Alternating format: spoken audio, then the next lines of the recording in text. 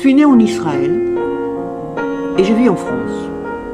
Je ne suis pas pratiquante et pourtant, l'identité juive me colle à la peau.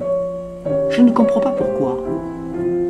Alors, je pars avec ma caméra à la rencontre des juifs et non-juifs. Je leur demande de me répondre en 1 minute à cette question qui m'obsède. C'est quoi être un juif? Est-ce qu'être juif en Israël est différent qu'être juif à Paris? Très différent.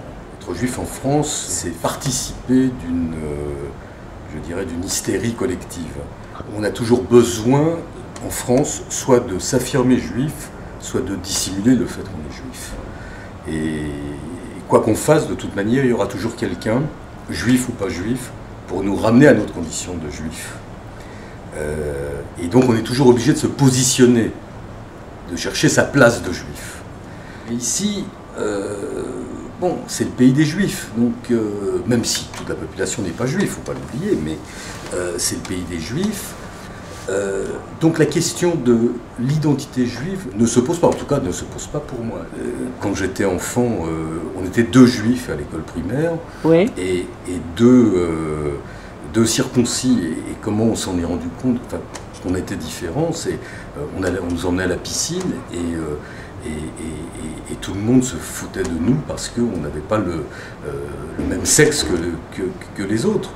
Pour couronner le tout, parce que l'histoire ne s'arrête pas là, mes parents ont eu l'excellente idée de changer de nom.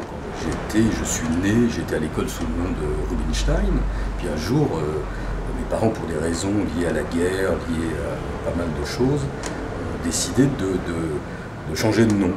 Elle m'a dit, écoute, désormais, tu ne t'appelleras plus Rubinstein, on s'appelle Rimbaud maintenant. Et donc ça a été quand même quelque chose de très compliqué à gérer.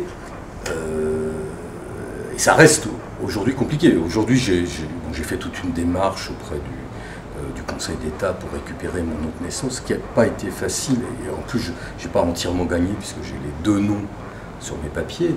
Ah oui, d'accord. Et surtout, mon vrai nom, Rubinstein, apparaît comme un pseudonyme. C'est marqué sur mes papiers, Rimbaud dit Rubinstein. Ce qui est quand même extraordinaire. C'est dire que les questions d'identité sont complexes. Et voilà. Mais c'est une histoire juive.